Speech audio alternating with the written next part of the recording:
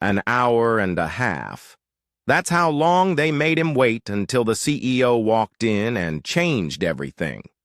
The glass doors of Highland Crest Bank slid open, allowing a rush of cool, conditioned air to spill onto the sidewalk.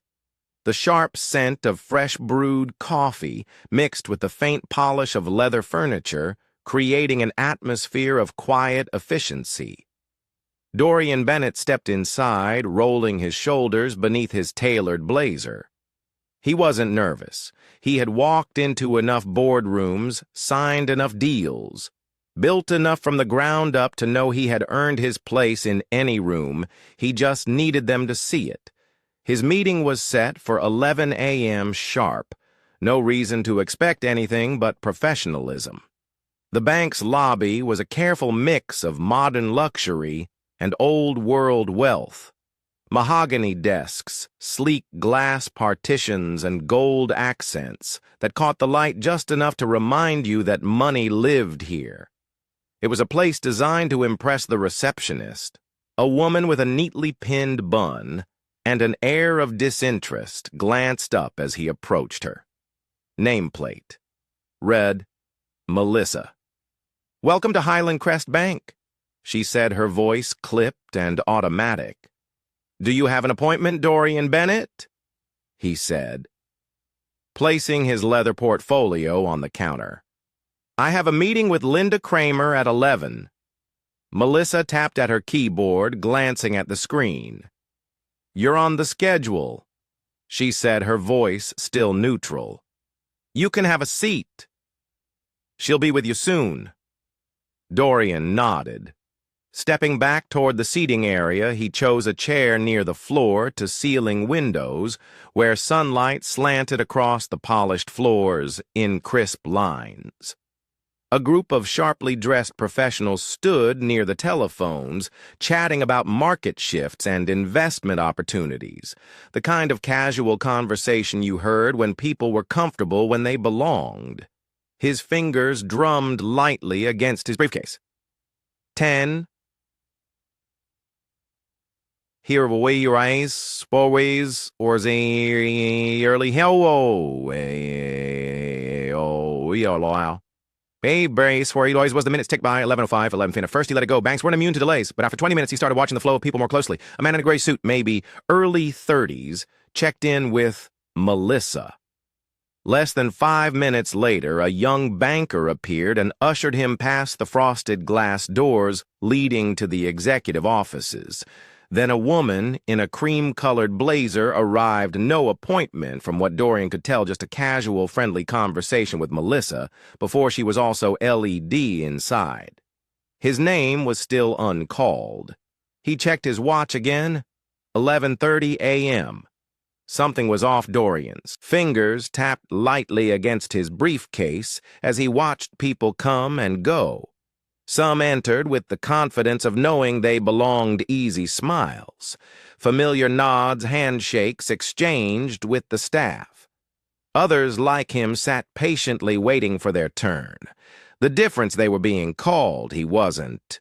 He had been here for 35 minutes. His appointment had been scheduled. He had confirmed it twice, and yet he was still sitting in the same chair while at least 6 other people had walked in after him and disappeared through the frosted glass doors leading to the executive offices.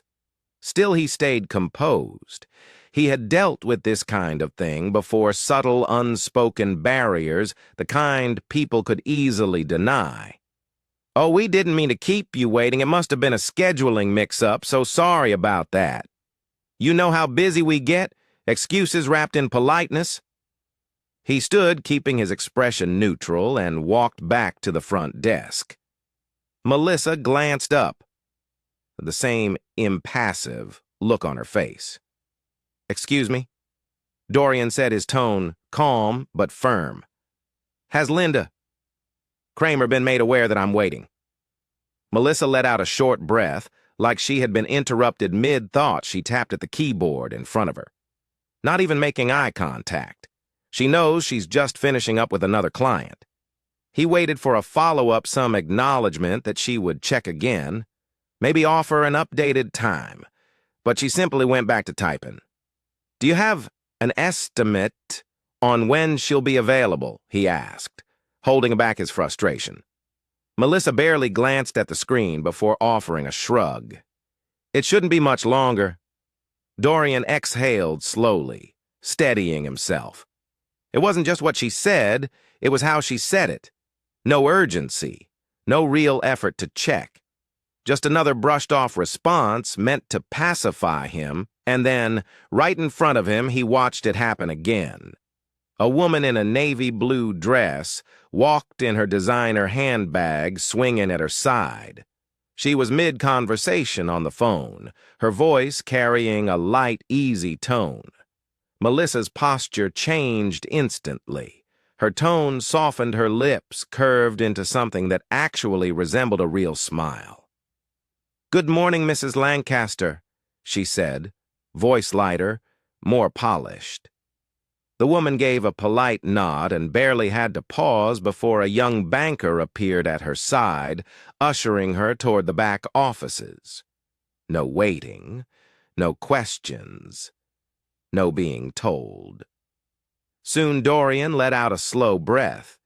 He had been here for almost an hour. She had been here for less than a minute. He turned back to Melissa.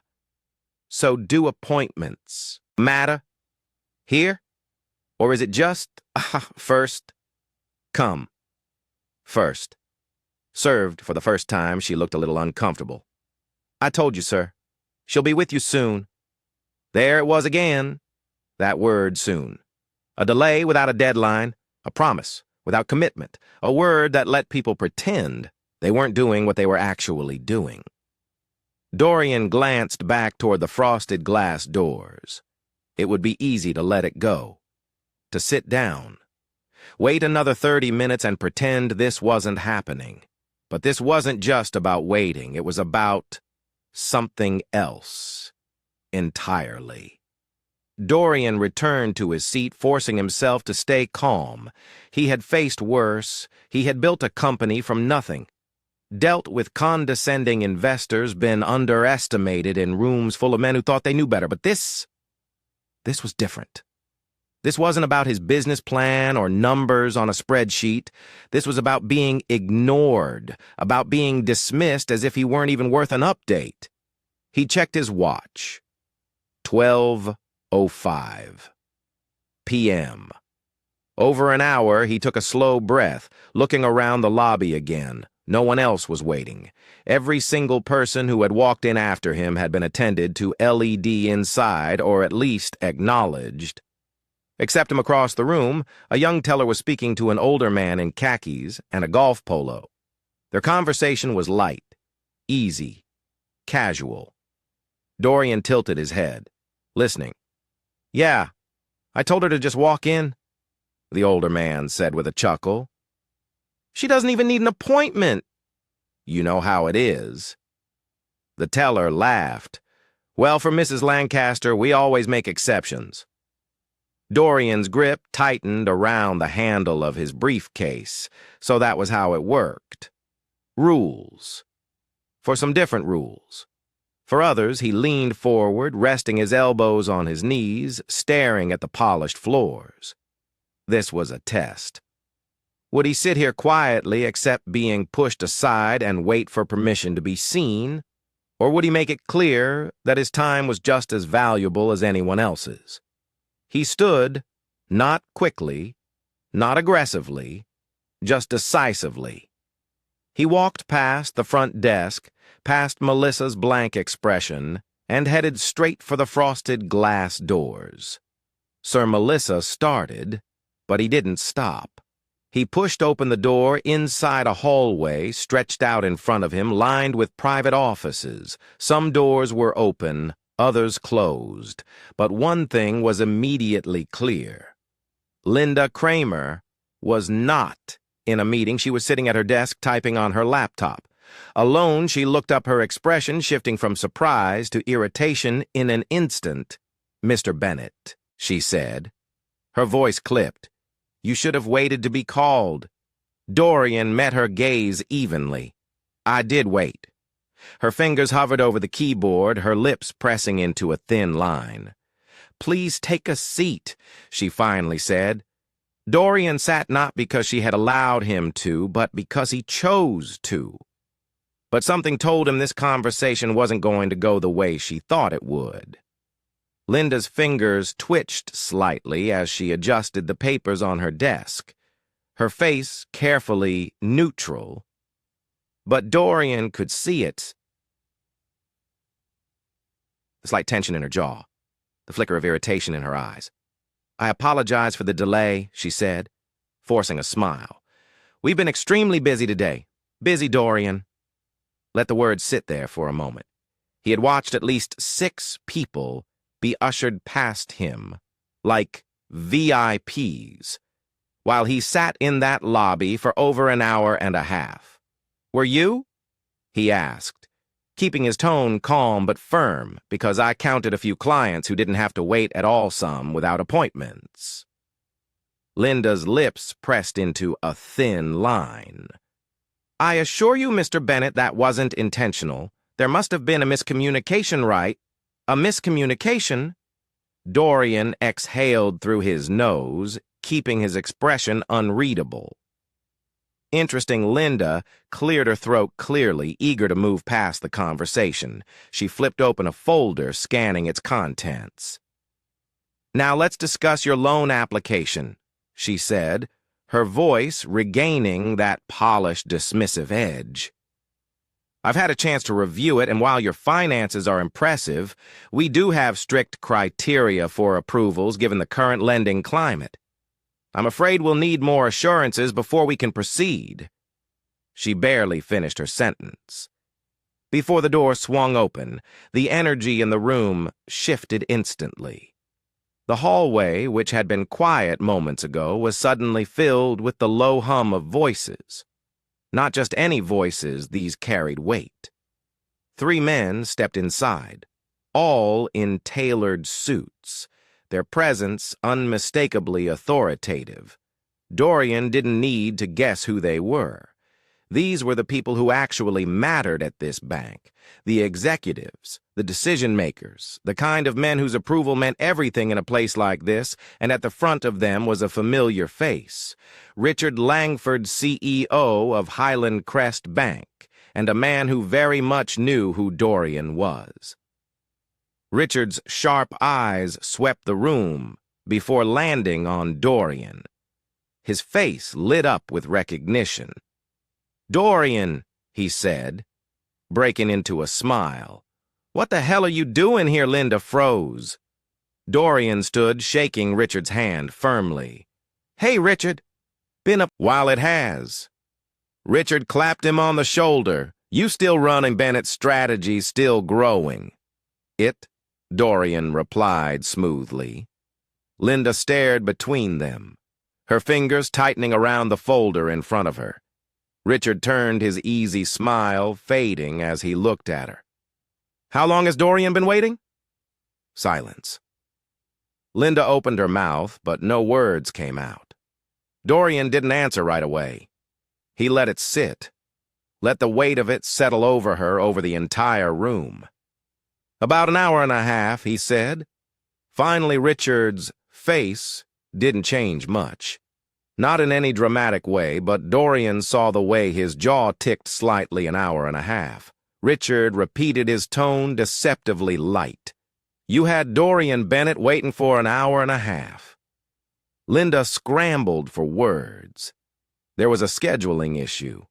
Richard didn't even look at her. His attention was still on Dorian. "You should have called me directly. He said I would have made sure you were taken care of." Dorian offered a small, knowing smile. "Didn't think I needed to." Richard exhaled. Shaking his head, he turned to Linda, his smile now completely gone. "Linda," he said, his voice calm, but final step outside for a moment. Linda's face was now a shade paler than before, her hands tightening into fists before she unclenched them. "Of course," she said, standing quickly and exiting without another word. The moment the door clicked shut, Richard turned back to Dorian, shaking his head again.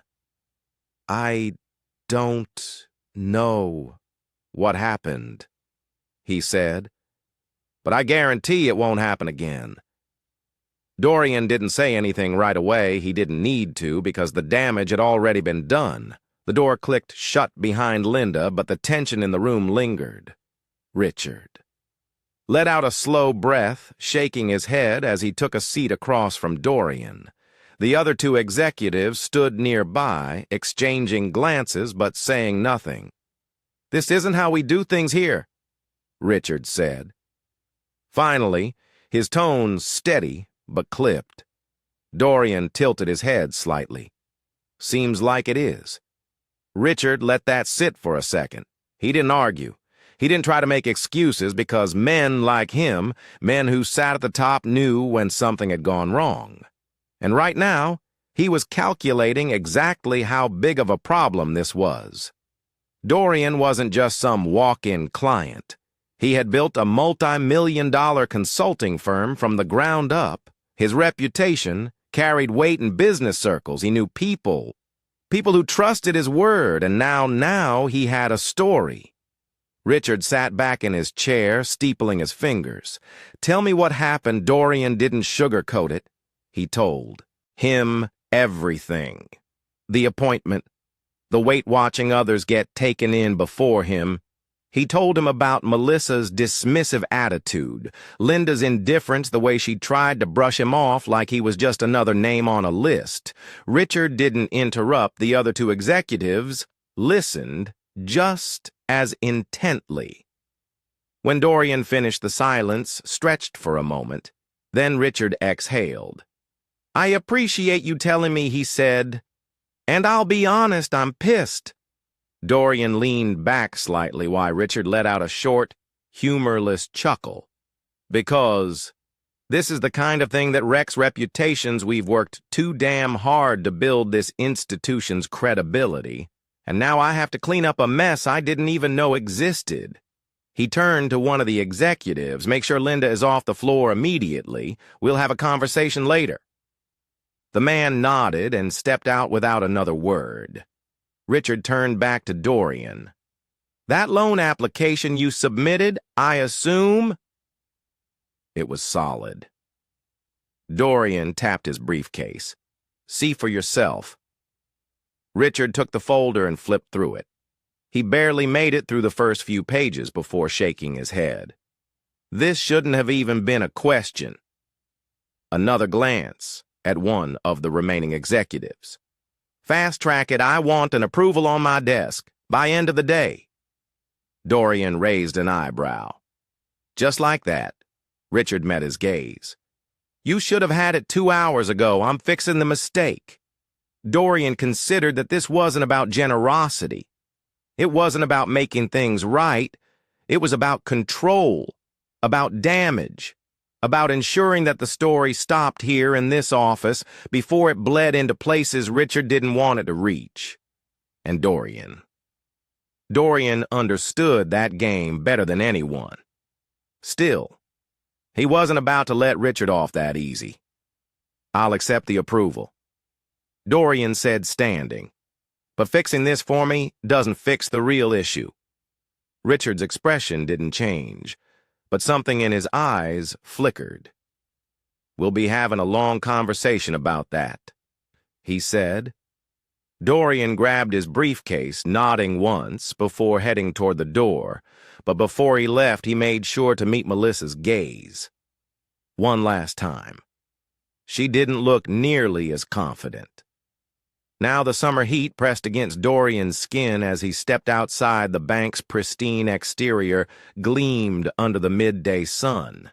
But inside, the cracks had already formed. This wasn't just about a loan. It wasn't even just about Linda. It was about something bigger, something that had played out in 1,000 different ways, in 1,000 different places. It wasn't always loud. It wasn't always overt. But it was there, the assumption that some people belonged in those offices while others had to wait. The quiet dismissals, the polite rejections, the carefully constructed barriers that could always be explained away. But not today. Today, someone had to face the consequences, and the next time Linda Kramer looked at a name on her appointment list, she'd think twice. Dorian checked his phone. A new email loan approved. He smirked, tucking it into his pocket as he walked toward his car. Respect isn't given. It's demanded. And today, he got what he came for. If you've ever been in a situation like this, if you've ever been made to feel like your time, your presence, your business wasn't valued, speak up. Don't wait for permission. Take your seat at the table, and if they try to keep you waiting, make sure they remember why that was a mistake.